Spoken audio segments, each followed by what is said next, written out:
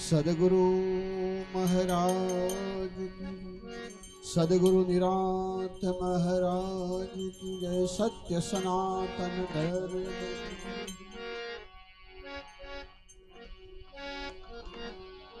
नमो नमो गुरुदेव ने जेने आप्या निज ज्ञान, ज्ञाने गोविंद और क्या दर्या देह तनाय अभिमान। तत्व सार त्रिलोक मां गुरु गोविंद ये करू, आदि अंत मध्य एक छे हरि गुरु संत स्वरूप। बधा બે હાથ પોતાના ઊંચા કરીને ધૂન બોલવાની છે 2 મિનિટ, પછી આપણે ચાલુ કરશું. શ્રીમન નારાયણ નારાયણ નારાયણ, શ્રીમન નારાયણ નારાયણ. આ બાજુ શરમ આવે છે જરા? હાથ ઊંચા કરો. તમાકુના ફાકડા મારવા તો શરમ નથી આવતી આપણને. श्रीमन नारायण नारायण नारायण, श्रीमन नारायण श्रीमन नारायण नारायण नारायण। हे पानी नारायण नारायण नारायण, पृथ्वी नारायण नारायण नारायण। ये सर्वे नारायण नारायण नारायण, हम तुम नारायण नारायण नारायण। ये श्रीमन नारायण नारायण नारायण, श्रीमन नारायण नारायण नारायण, श्रीमन नारायण नारायण नारायण। આજનો પ્રસંગ ખોડીદાસ મહારાજની પુણ્યતિથિમાં આપ સૌના દર્શન કરવાનો લાભ મળ્યો. खूब आनंदनी बात है. ज्ञानपीठ पर उपस्थित ज्ञानी विद्वान स्वरूप में जेनी अहरनिश निष्ठा है एवा संत महापुरुषों कही शकाय. मारी नानी उम्र में खोड़ीदास महाराज दर्शन मन पण थयेला छे. अमारा गाम में पण महाराजश्रीना पुनीत पगला थयेला. निरात देशनी अंदर खूब मोटू नाम महाराजनु, अने ए मोटू नाम आपने आज आ व्यापक रूपे दर्शाई रह्यु छे. ज्ञाननो खूब मोटो महिमा छे. समय टूंको छे एटले वातने पूरी करवानी छे.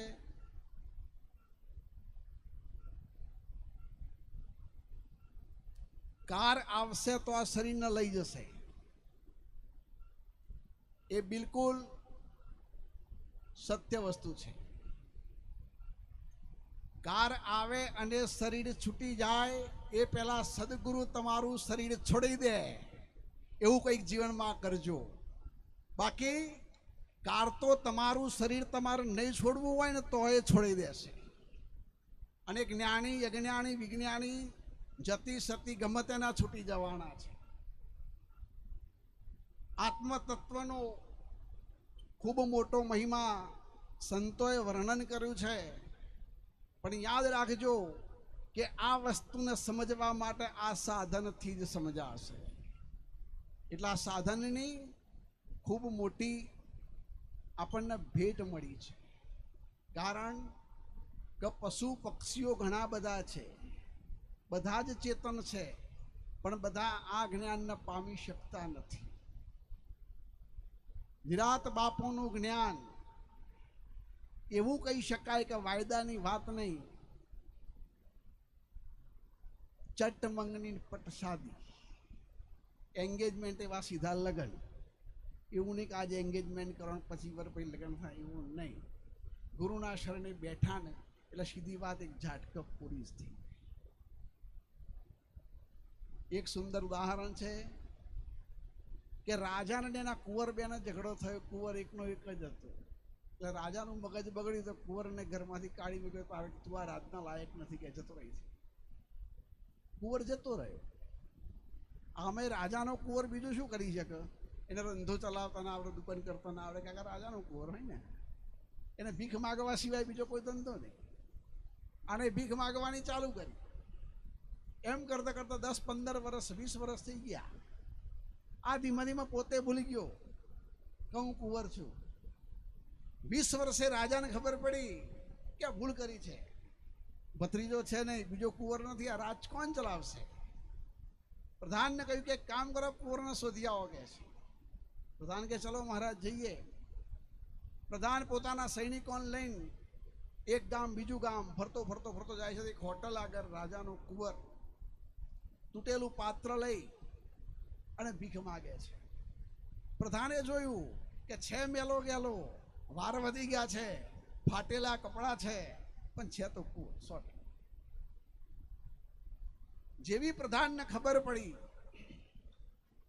એવો જ પ્રધાન હોટલ આગળ તૂટેલું પાત્ર લઈને જે ભીખ માગતો હતો ને એના ચરણોમાં જઈને પડ્યો. જેવો ચરણોમાં જઈને પડ્યો એવું કુંવરે પાત્ર ફેંકી દીધું. યાદ રાખજો તમે. પ્રધાને કહ્યું નથી કે તું રાજાનો કુંવર છું. જેવો પ્રધાન કુંવરના ચરણમાં પડ્યો એવું કુંવરે પાત્ર ફેંકી દીધું અને આજ્ઞા કરી કે મારા નાવાની વ્યવસ્થા કરો. આ તમારા સ્વરૂપનો મહિમા છે. અનંતકાળથી તમારી અંદર અજ્ઞાન વ્યાપક છે, વ્યાપ્ત થઈ ગયું છે, પણ એ અજ્ઞાન સદગુરુના એક શબ્દથી ઝાટક નીકળી જાય એવું છે. તમે કદાચ અનંત મહેનત કરતા હોય એ સારી બાબત છે, એનાથી અંતઃકરણની શુદ્ધિ થાય, પરંતુ આત્મ સાક્ષાત્કાર તો સદગુરુના એક શબ્દથી જ થઈ જાય છે. અને જો એક સદગુરુના એક શબ્દથી સાક્ષાત્કાર ના થાય તો 50 વર્ષે ના થાય એની ગેરંટી અમે તમારી પાસે. આપણે પૂછીએ કે નથી થતું, એનું કારણ છે કે સદગુરુએ શબ્દ આપ્યો પણ આપણે એને ગ્રહણ નથી કર્યું. જો ગ્રહણ કર્યો હોય તો એ ઝાટકે, કારણ કે મેટાસીન ખાઓ તમે એટલે તાવ ઉતરે ને ઉતરે, એમાં કોઈ સવાલ જ નથી. બીજું કોઈ ખાઈ જાઓ તો ના ઉતરે, પણ મેટાસીનથી તો નીકળી જ જાય. એટલે સદગુરુનું એવું જ્ઞાન નિરાત બાપુનું આપણે પ્રાપ્ત થયું છે. આપણને ઘણા બધા સંતોને બોલવાનું છે, પણ કેવું જ્ઞાન આપણને કહ્યું છે જરા પાછળ બોલાવો. તું તો શુદ્ધ સ્વરૂપે ચેતન આત્મ રામ રામ રામ. તું તો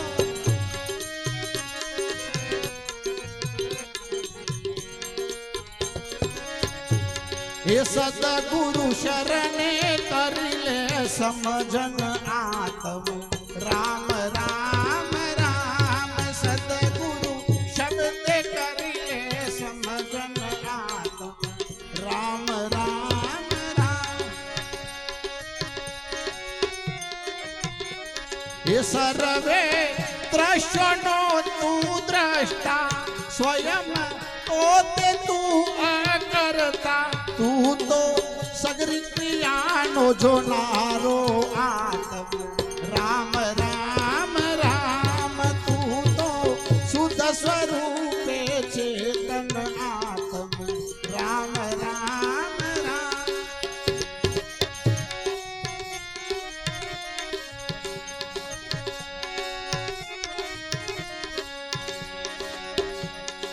સાક્ષી રૂપ તું નિત્ય સદાનો, પરમ આનંદનો સ્વયં ખજાનો. તું તો મુક્ત સદા રહેનારો આત્મ રામ રામ રામ. તું તો મુક્ત સદા રહેનારો આત્મ રામ રામ રામ. તું તો શુદ્ધ સ્વરૂપે ચેતન આત્મ રામ રામ રામ.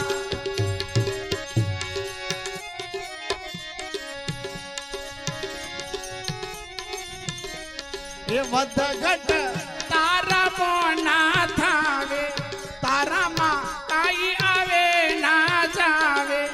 અસંગ રહી સૌ મોર મનારો આત્મ રામ રામ રામ અસંગ રહી સૌ માર મનારો આત્મ રામ રામ રામ તું તો શુદ્ધ સ્વરૂપે ચેતન આત્મ રામ રામ રામ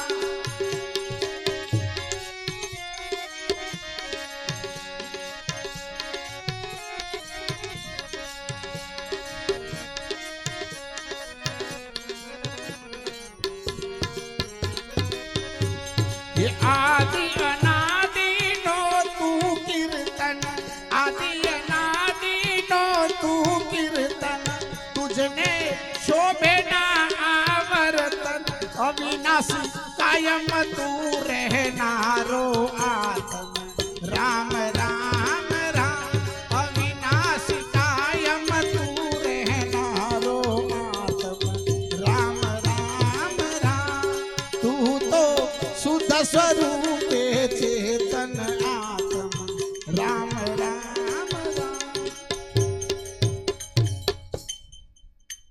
બધી વાત સંતોઈ ગઈ કાકા કે પાસે તમે ઊભા થઈ જજો પૂરી ના જતા ઊભા થવા